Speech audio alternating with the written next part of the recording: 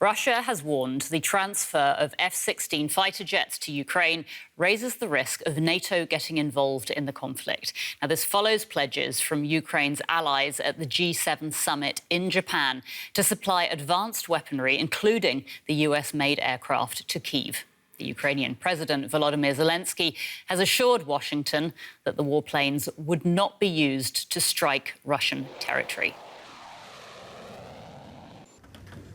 Volodymyr Zelenskiy during what turned out to be a highly successful visit to Japan. Since the start of Russia's invasion, the Ukrainian president has had one consistent message for his Western allies: more weapons for Ukraine. At the G7 summit in Hiroshima, a long-held ambition came true, overcoming US resistance to supplying Ukraine with F-16 fighter jets.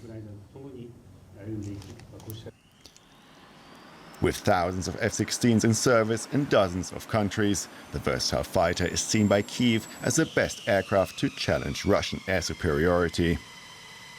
US President Joe Biden had long resisted Kyiv's demands for fear of the conflict spreading beyond Ukraine's borders. But after allies such as the UK and the Netherlands pushed for sending the US-made jet to Ukraine, Biden told Zelensky he had finally dropped his objections. I told him the United States, together with our allies and partners, is going to begin training Ukrainian pilots in fourth-generation fighter aircraft, including F-16s, to strengthen Ukraine's Air Force as part of a long-term commitment to Ukraine's ability to defend itself. We provided to last year all that they needed to deal with what they were dealing with at the moment. And that's when now we're moving in the direction of putting them in a position to be able to defend themselves in ways beyond what they've had to deal with so far. With the US veto gone, Ukraine's allies are free to donate the F-16 to Kyiv. We are working on it. I'm sure because we already know which countries we will work with. We worked on that even before we unlocked a training program for the F-16s. We will get the planes. For now, I can't say how many. It's not a secret. I don't know myself. Russia has dismissed the impact the fighter jets would have on the battlefield. It suggested their use would raise the specter of NATO involvement in the conflict. But in the past, Moscow's threats have failed to prevent Ukraine from upgrading its arsenal. And we're joined now by Mike Martin, a senior fellow in the War Studies Department at King's College London. Good to see you, Mike. Good morning. Do you agree that supplying F-16s to Ukraine drags NATO deeper or even more directly into the conflict? I don't know. And really what we're hearing from Russia is an echo of what we've heard throughout the conflict. First, we heard it with anti-armor weapons, then artillery, and then longer-range artillery. And at each stage, Russia has said, oh, if you do that, that will escalate the war to a new level. There'll be unimaginable consequences. And each stage, those weapons have been supplied. The war, no unimaginable consequences have occurred. I think I would turn it back on Russia and say that they have invaded a neighboring country and committed war crimes. And that's about as high as you can get on the escalation scale.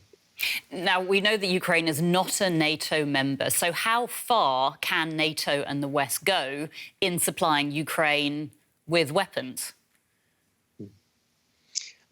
It can continue as it is now. Perhaps if we look at other conflicts like Afghanistan in the 1980s, the Americans supplied a wide range of weapons for a long time to the Mujahideen in Afghanistan, or indeed Russia supplying weapons to various sides in the Cold War, during the Cold War to conflicts in Africa, like in Angola. And so whether or not they are a NATO country does not affect the rate or the length of time that European countries or America will supply weapons to Ukraine. OK. Now, we know that the UK and the Netherlands are saying they're working to procure F-16 fighters for Ukraine. Can you tell us which countries will likely supply the jets and when could they realistically be in operation in Ukraine? This is why the F-16 was chosen, because over 4,500 have been produced and over 20 countries have them in their inventories. So just looking around Europe, Denmark, Norway, Portugal, Greece, Poland, Turkey, a number of countries in the Middle East as well. And so all of those countries now have the option, now that America has given the green light, of supplying jets to Ukraine. I think probably the earliest that they're going to get there, and I think that it's not actually about the hardware, it's about the training pipeline, is probably in the autumn. So let's say October. And the reason for that is normally the training pipeline for an F-16 pilot is 18 months. They've done some recent tests and found that they can do it. They can compress it if you strip everything out in 4 or 5 months. And so that's why I think we're looking at the autumn as the earliest. OK, so what difference would F-16 fighter jets make in Ukraine? I mean, President Zelensky has been pushing for jets for a long time, hasn't he? What difference on the ground would they make? So it's important to note that Russia failed to gain air superiority in this war. And so the airspace is contested. Both sides have air forces and jets and helicopters.